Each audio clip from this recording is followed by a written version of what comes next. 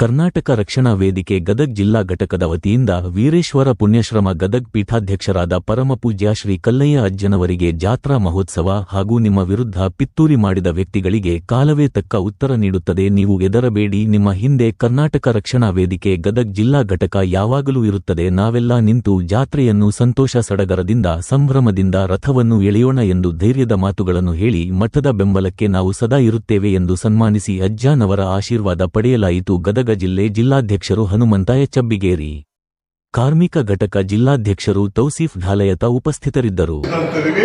ಅವರು ಏನೋ ಆ ಮನುಷ್ಯ ಇವತ್ತು ನಿಮ್ಮ ಬಗ್ಗೆ ಮಠದ ವೀರೇಶ್ವರ ಪುಣ್ಯಾಶ್ರಮದ ಮಠದ ಬಗ್ಗೆ ಭಾರಿ ವಿವಾದಾತ್ಮಕ ಹೇಳಿಕೆಗಳನ್ನು ಕೊಟ್ಟಿದ್ದಾರೆ. ಭಾಳ ತಪ್ಪದು. ಯಾಕಂದ್ರೆ ನಾವು ಸಣ್ಣವರಿಂದ ನೋಡ್ಕೊಂಡು ಬಂದಿರ್ತಾರೆ.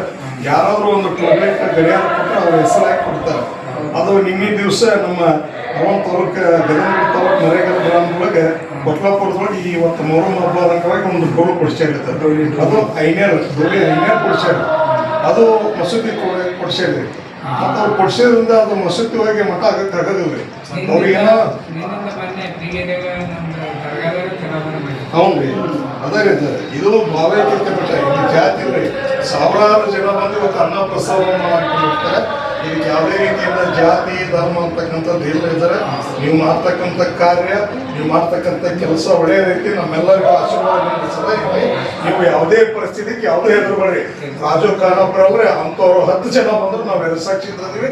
ನಮ್ಮ ಪ್ರಾಣ ಕೊಟ್ಟು ನಾವು ನಿಮಗೆ ನಿಮ್ಮ ಮಠಕ್ಕೆ ಭದ್ರ ಆಗಿರ್ತೀವಿ. ಈ ಮೂಲಕ ನಾವು ಹೇಳ್ತೇವೆ.